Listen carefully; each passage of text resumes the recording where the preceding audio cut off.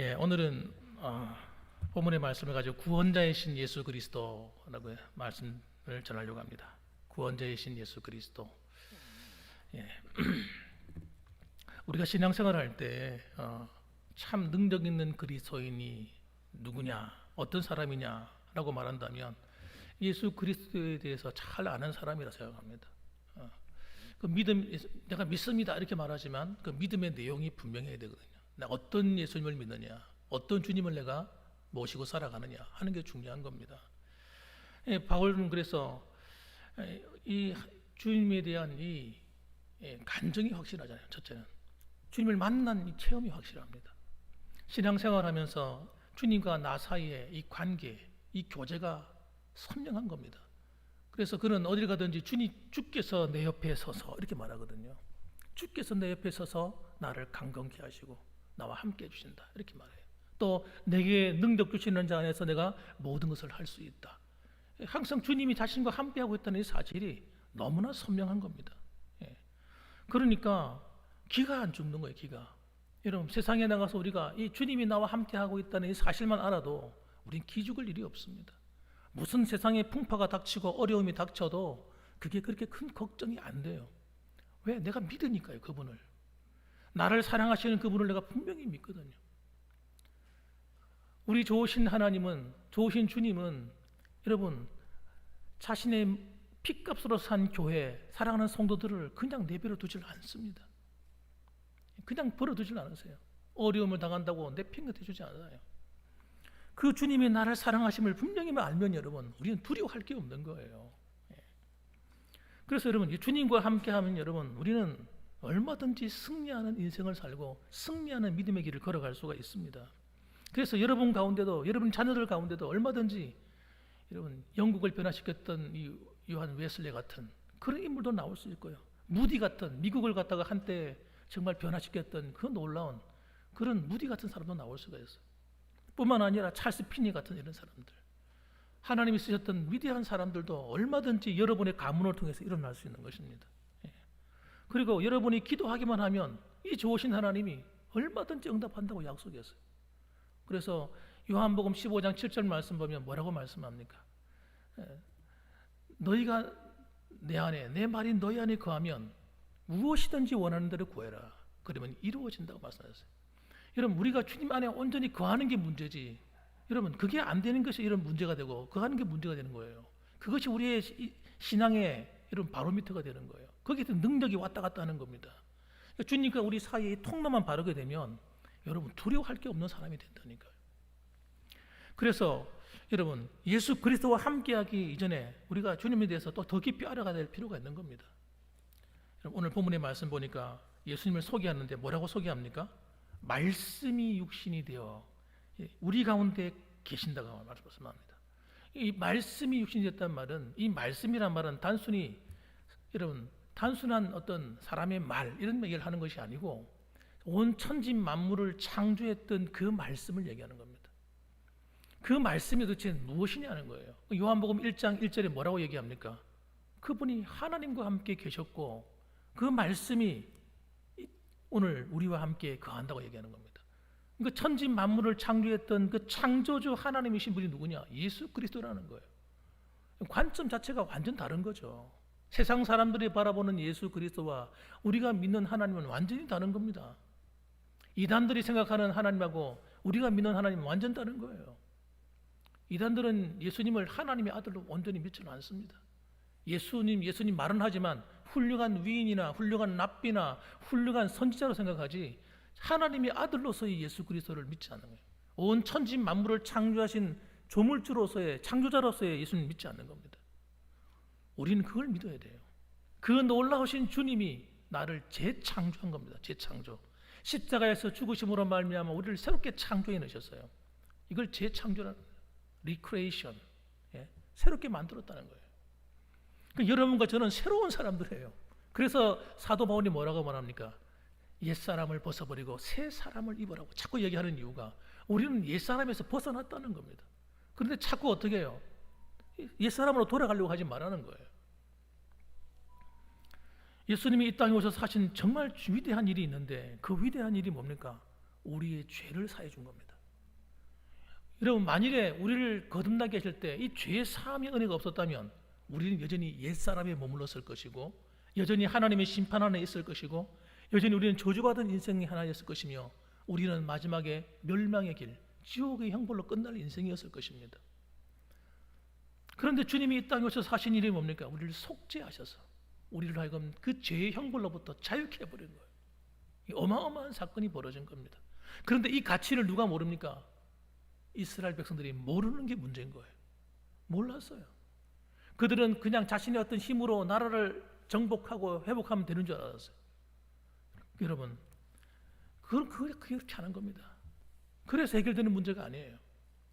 여러분, 영적인 근원적인 모든 배후에는 여러분 나라의 흥망성쇠부터 시작해서 모든 것이 영적인 문제가 베이스에 깔려 있는 겁니다.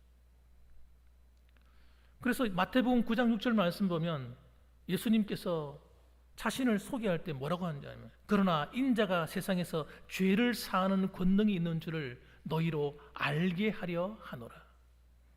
너무 중요한 문제이기 때문에, 이 죄 사함의 문제가 너무 중요하기 때문에 인자란 말은 예수님 자신을 말하는 거예요. 인간의 몸을 입고 오신 이 예수 그리스도께서 세상에서 죄를 사하는 권능이 있는 것을 너희가 알아야 된다. 마태복음 26장 28절 말씀 보면 주님께서 또 말씀합니다. 이것은 죄 사함을 얻게 하려고 많은 사람을 위하여 흘리는 바 나의 피, 곧 언약의 피니라. 예수님께서 이 땅에 오셔서 죄를 사하시는데 그 무엇을 통해서 사하시느냐? 자신의 육체의 죽음을 통해서 피를 흘려 다른 사람의 죄를 속하겠다는 거예요. 예. 자신이 죄 없는 자신의 몸을 찢어서 다른 사람을 살리겠다는 거예요. 이것이 바로 뭐냐? 나의 피, 곧 언약의 피다 하고서 말씀하시는 거예요.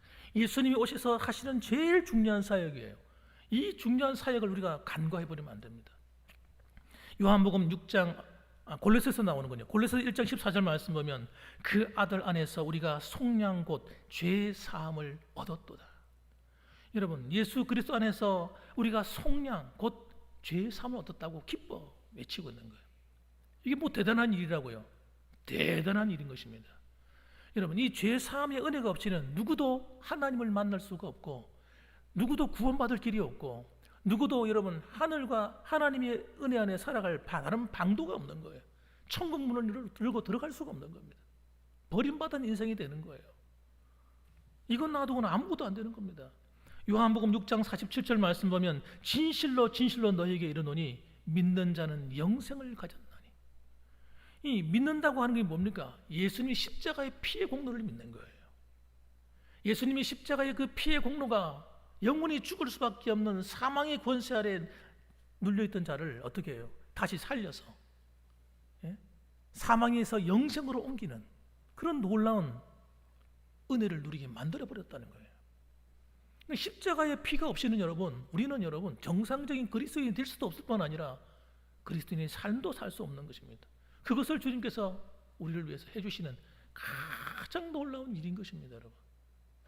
또 두 번째는 그가 어떤 분위기에 이런 중대한 일을 하실 수 있었는가 하는 거예요. 요한복음 5장 18절 유대인들이 이로 말미암아 더욱 예수를 죽이고자 하니 이는 안식일을 범할 뿐 아니라 하나님을 자기의 친아버지라 하여 자기를 하나님과 동등으로 삼으심이라. 제가 신학교 다닐 때 이 성경을 주해라든지 이런 것들을 배우는데 학을 배워, 신학을 배워. 신학자가 이렇게 얘기했어요. 뭐라고 얘기했냐면 예수님은 공생애를 지나시면서 자기가 하나님 아들이라는 자각도 없었다. 하나님의 아들이라는 자각도 없었다는 거예요. 옆에서 제자들이 또는 주위에 있는 사람들이 당신이 하나님의 아들이라고 이렇게 만들어 갔다는 거예요. 저는요 충격을 받아요. 신학교 안에서 그런 걸 가르쳐요. 성경도 안 읽은 사람들이죠. 아니 성경도 안 읽고 어떻게 신학자가 됩니까? 기가 막힌 이야기입니다. 그걸 그걸 가르치면 밑에 있는 사람이 어떻게 해요? 제가 기억해요. 학생들이 더 똑똑해. 학생들이 손을 들고 반기를 드는 거예요. 교수님, 그건 아니지 않습니까? 제가 이 한 부분만 얘기한 거예요. 부분만. 정말 아무것도 모르고 그냥 신학교 들어가서 신학을 배우는 사람은 여러분 전부 다 오염돼 버려요.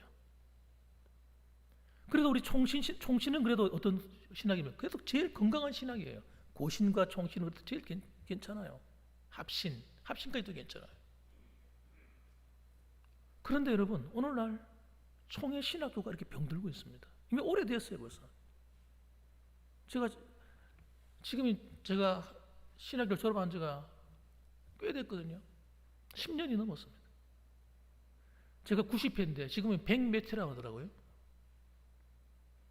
사랑하는 성도 여러분, 아닙니다 여러분. 예수님은 스스로가 자기를 증거하셨어요. 내가 하나님의 아들이심을, 하나님을 아버지라 하고 그분을 자신을 하나님과 동등한 자라고 스스로 말씀하셨어요.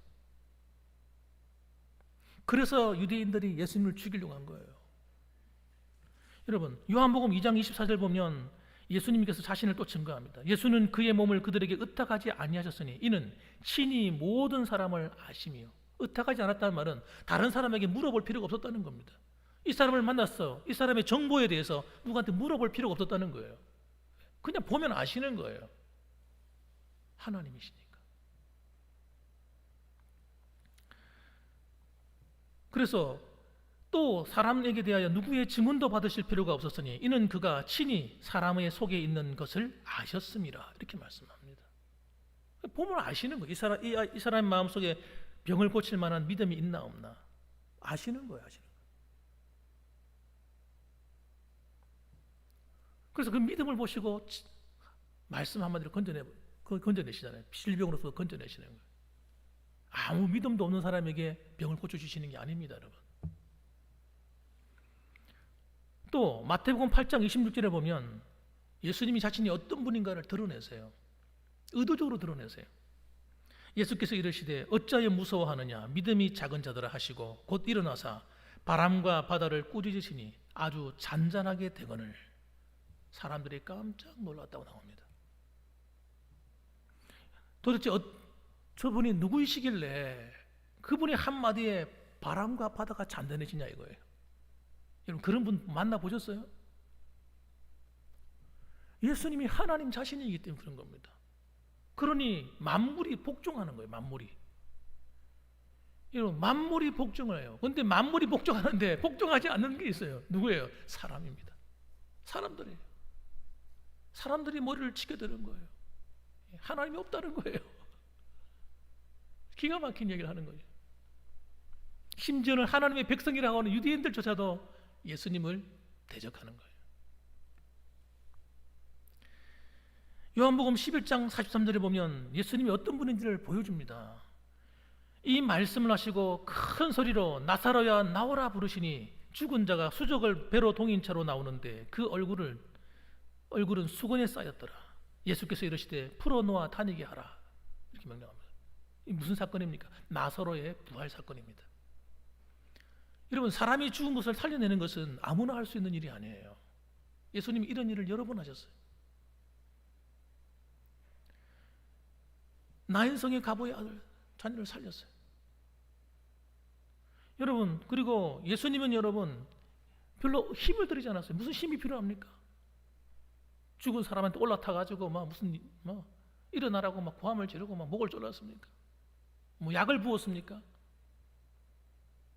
죽은 지가 사흘이 지났어요. 엘리사 같은 경우는 여러분 갓 죽은 아이를 잡고 그 아이의 몸을 마찰하면서 기도했죠. 그래서 살렸죠. 그리고 예수님은 그런 게 없어요. 말씀 한마디로 살리는 거예요. 그것도 여러분 죽은 지가 사흘이 지나서 썩어서 냄새가 나는, 살이 문드러지고 이 물이 흘러내리잖아요. 썩으면. 그런 시체를 살려낸 겁니다. 그러니 그분을 볼 때 사람들이 관점이 여러분 믿음이 있는 사람은요 그걸 보면 은혜를 받는 거예요. 그러나 믿음이 없는 사람은요 의심하는 거예요. 에이 설마 저 죽은 게 아닌 거 아니야? 짜고 치는 고스톱 아니야? 오늘날 만일에 누가 우리 집 옆에 죽은 사람이 살아났다 생각해 보세요. 진짜 그걸 그대로 믿는 사람 몇 사람이 될까요? 우리가 아무리 기적이 일어났다 하더라고요. 믿음이 없는 사람들은 여러분 그걸 믿지는 않습니다. 믿을 수가 없어요.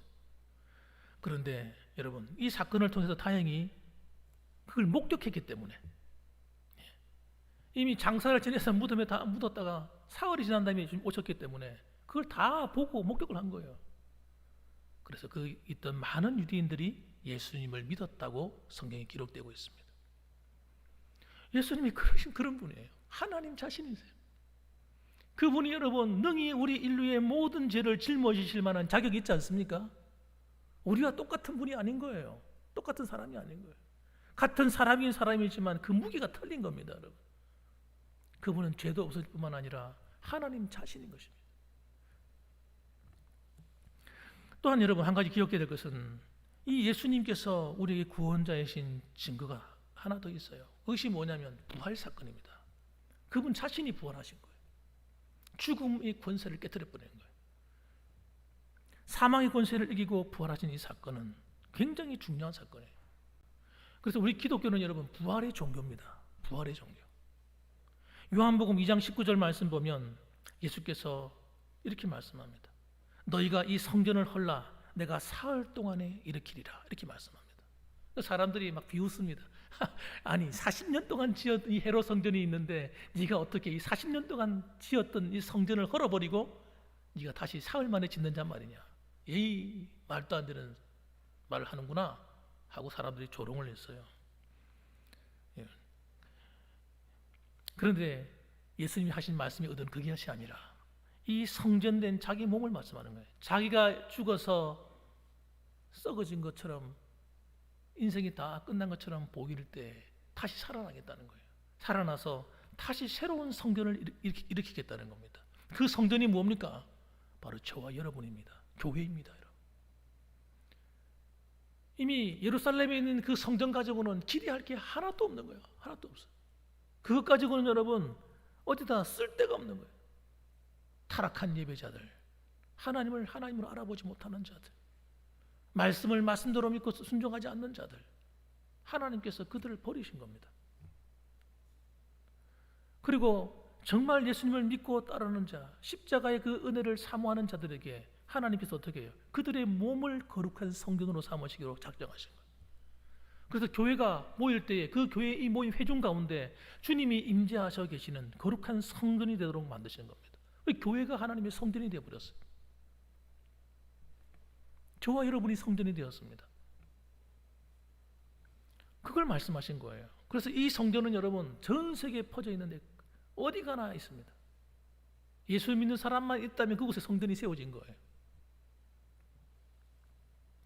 누가복음 24장 4절 말씀 보면 예수님이 부활하신 사건을 목격한 것을 기록해 놨습니다. 막달라 마리아가 근심합니다. 아니 무덤에 갔더니 세상에 무덤에 그 돌을 막아놓고 그 다음에 인봉을 쳤어요. 인봉을 쳐가지고 혹시라도 이 시체를 훔쳐갈까 싶어가지고 제자들이 그거 못 훔쳐가게 하려고 인봉을 쳐가지고 다 닫아놨거든요. 그 군사들을 보내가지고 지키게 했단 말이에요. 그런데 가보니까 군사들은 어디 갔는지 없고 무덤에 문은 열려 있고 그 돌 무덤은요 이 나약한 여자의 힘으로는 열 수도 없어요. 남자 혼자도 안 돼요. 그런데 그래가지고 예수님이 시신이 없으니까 불안해서 우는 겁니다. 막달라 마리아가 누가 도둑놈이 훔쳐갔나 그러면서 우는 거예요. 그런데 그 옆에 누가 나타났는데 성경이 이렇게 기록되어 있습니다. 누가복음 24장 4절에 보니까 이로 인하여 근심할 때에 문득 찬란한 옷을 입은 두 사람이 곁에 섰는지라. 누군지는 모르겠어요. 그런데 얼굴도 잘 알아보지 못하겠는데 몸에서 빛이 나는 거예요. 찬란한 옷을 입었다. 몸에서 빛이 나는 거예요. 보통 사람이 아니죠. 누굽니까? 천사들이에요. 여자들이 두려워 얼굴을 땅에 대니 두 사람이 이르되 어찌하여 살아있는 자를 죽은 자 가운데서 찾느냐. 여기 계시지 않고 살아나셨느니라. 갈릴리에 계실 때에 너희에게 어떻게 말씀하셨는지를 기억하라. 이렇게. 주님이 부활하실 것을 미리 예고하셨거든요. 여러 번 말씀하셨어요. 주님이 십자가의 죽으심과 부활을 여러 번 얘기하세요. 한 분에서 못 알아들으니 못 알아들어요. 여러분 사람이 여러분 이 생각이 딴 데가 있으면 못 알아듣습니다. 아무리 말해줘도 그 말이 무슨 말인지 못 알아들어. 제자들이 마음이 딴 데가 있었어요. 그들은 세상에 이 땅에서 일어날 왕국을 꿈꿨기 때문에 어떻게 하면 내가 예수님 오른편에 예수님 왼편에 앉아서 나라를 다스릴까? 그 생각하고 있어요. 육신적인 욕망에 사로잡혀 있다 보니 주님이 하시는 그 영적인 음성이 안 들리는 겁니다. 그래서 그들이 나중에 알겠죠. 나중에 예수님이 부활하시고 난 다음에야 깨닫는 거예요. 사랑하는 성도 여러분, 어찌하여 살아있는 자를 죽은 자 가운데 찾느냐? 여러분, 오늘날도 예수님의 이 부활은 우리에게 얼마나 큰 위로가 되는지 몰라요. 예수님의 부활은 우리의 견본이에요, 견본. 우리도 주님과 함께 부활하는 부활의 몸을 입을 것입니다, 장차. 우리는 이 세상에 속해 있지만 이 세상에 속한 자들이 아닙니다. 하나님 나라에 속한 자들입니다. 여러분, 우리가 홀로 살아가는 것처럼 보이지만 아니에요. 우리는 하나님의 통치를 받아요. 하나님의 백성이기 때문에. 여러분, 여러분을 공격하는 자는 누구를 공격하는 겁니까? 하나님을 공격하는 것 같은 거예요. 교회를 탄압하고 교회를 어지럽히고 성도를 괴롭히고 하는 것은 여러분, 하나님이 가만두지 않습니다. 우리가 볼 때 가만두는 것처럼 보이지만 그 사람의 인생이 행복할 수 없고 그 사람의 가문이 행복할 수 없어요. 하나님 그냥 두질 않아요. 그러므로 여러분, 우리는 좀 자부심을 가지셔야 돼요. 내가 예수님 믿고 산다. 와, 이거 보통 혜택을 입은 게 아니구나. 어마어마한 혜택을 입었구나. 이걸 자꾸 생각하셔야 돼요. 이 십자가의 은혜가 우리 안에 날마다 새로워지셔야 됩니다. 그래서 이걸 누리며 사셔야 돼요. 나를 구원하신 하나님의 은혜, 십자가와 부활의 은혜, 죄사함의 은혜, 이건 여러분 이것이 얼마나 큰 그 비밀한 축복인 줄 몰라요. 세상 사람들에게는 가치가 없는 것이겠지만 우리한테는 어마어마한 가치가 있는 겁니다. 따라합시다. 예수 이름으로 구원받은 것이 최고의 가치다. 저는 그걸 이렇게 설명하고 싶습니다. 세상적인 말로 해서 죄송한데 종합 선물 세트입니다. 어떤 사람은 굳이 자꾸 영적인 복을 받으려고 난 그런 분들 보면 이해가 안 돼. 얘는 자꾸 왜 이걸 나누려고 해요? 여러분, 예수를 믿었다고 하는 것은 영적인 복만 받은 게 아니에요. 이 제정신이 아는 분들이 하는 얘기예요. 자기는 굉장히 거룩한 것처럼 말하려고 하는 거예요. 여러분, 그렇게 해서 말하면 안 됩니다. 그건 주님이 십자가의 능력을 현저히 엿보이는 거예요. 여러분, 굉장히 영적인 것을 먹이면 굉장히 영적인 것처럼 느껴지지만 사실 그렇지 않은 거예요. 육은 더러운 것입니까? 그러면 아닙니다. 육과 영을 다루는 이게 이원론이라는 겁니다. 이원론. 이게 이단이에요, 이단. 하나님을 믿는 것은 하나예요, 하나. 두 개를 나누면 안 돼요. 플라톤의 이데아 사상, 그 이원론이잖아요. 예? 동굴 속 세상과 동굴 밖의 세상. 자꾸 나누는 거예요. 이건 속되고 저건 나쁜 것이고. 여러분, 그렇지 않아요. 성경은 그렇게 말하지 않습니다. 이 세상에 속한 모든 것이 악한 것이 아닙니다. 죄가 악한 것이지. 사탄이 악한 것이지. 이 세상 모든 만물은 하나님이 창조하신 거기 때문에 다 좋은 것들이에요. 아름다운 것들이에요. 돈이 악합니까? 어떤 사람은 저도 이런 이원론 같은 데 빠질 뻔했어요. 그래서 돈을 자꾸 악하게 봤어요. 목사는 돈을 멀리 해야 되고. 여러분, 자꾸 이렇게 나누는 거예요, 나누는 거예요. 성도는 좀 거룩하게 살아야 되니까 너무 물질에 욕심 부리면 안 되고. 아닙니다, 여러분. 그렇지 않습니다. 돈이 악하지 않습니다. 돈을 나쁘게 쓰는 사람이 악한 거예요. 여러분, 돈은 하나님 쓰시면 거룩한 것이 되는 것입니다. 여러분의 삶도 마찬가지예요. 악한 것이 없어요. 하나님이 주신 좋은 것들입니다. 잘 활용하시기 바랍니다. 그러나 그 아무리 거룩해 보이고 좋은 것이라도, 교회라 할지라도, 성도라 할지라도 그 속에 죄가 들어가 버리면 여러분, 그게 악한 것이 되는 것입니다. 네. 그것이 하나님과 사이를 다 갈라놓는 거예요. 그걸 미워하셔야 되는 거예요. 다른 게 아니라. 우리는 하나님이 창조하신 이 아름다운 세상에서 믿음 안에서 하나님 주신 복을 최대한 누리며 살아야 돼요. 그것이 뭡니까? 영적인 축복과 육신적인 삶의 축복이 함께 가는 거예요. 누리며 사십시오. 저는 세상에서 우리 성도들이 되도록이면 높은 자리에 가야 된다고 생각하는 사람입니다. 우리 전역에 다 가야 돼. 방송국이든 군대든 정치든 삶의 경제든 모든 것에 힘을 발휘할 수 있어야 돼. 성도들이 힘을 발휘하지 못하니까 먹히는 거예요. 말빨도 없는 거예요. 예. 그렇게 되면 안 돼요. 근데 이걸 누가 하느냐? 공산주의자들이 해요. 이걸 진지론이네, 진지론. 진지를 정복한다는 거예요. 정치에 들어가가지고 정치의 진지를 구축해가지고 거기서 자신이 공산주의 사상을 펼치겠다는 거예요. 사회주의 사상을 펼치겠다는 거예요. 이 진지론입니다. 경제를 장악해야 되는 거예요. 예? 법을 장악하자. 법 쪽에 들어가가지고 그래가지고 지금 우리말 뭐 헌법회의인가 뭐 법회인가 뭐 이런 좌파적인 사상이 물들인 사람들이 법관에 들어가니까 재판을 엉터리로 막 하잖아요. 변호사라고 하는데 인권 변호사라고 하는데 그 인권이 뭡니까? 범죄자를 돕는 인권이에요. 이번에도 그 누구야? 스토킹 당해 돌아가신 그분. 그 사람 누가 풀어줬습니까? 그 사람은 나는 파는 사람이 얘기했어요. 의사들도 얘기했어요. 이 사람은 문제 있는 사람이다. 이 사람 놔두면 무슨 일이 벌어진다. 법관이 풀어줬어요. 죄인도 법으로 보호받아야 된다. 말도 안 되는 이상한 말을 내가 풀어줘 버렸어요. 그게 사건이 일어난 겁니다. 살해당했어요. 이런데 여러분 이런 법조계에도 크리스찬들이 사상을 이 성경적인 사상을 가지고 들어가야 돼요. 공무원도 되시고 다 되셔야 돼요. 그래서 다 들어가셔야 돼요.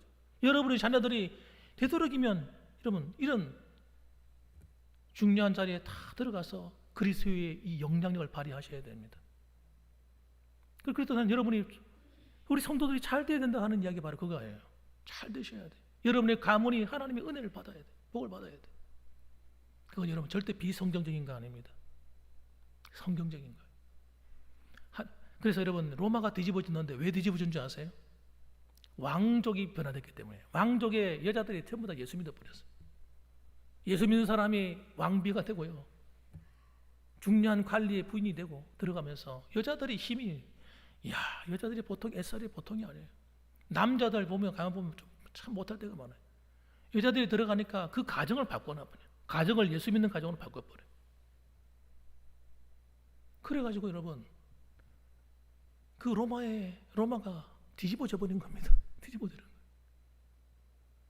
그 중요한 자리에 여러분의 자녀들이 들어가서 이 영적인 영향을 발휘할 수 있는 그런 복된 자녀들이 많이 나오기를 주님의 이름으로 축원합니다. 기도하겠습니다.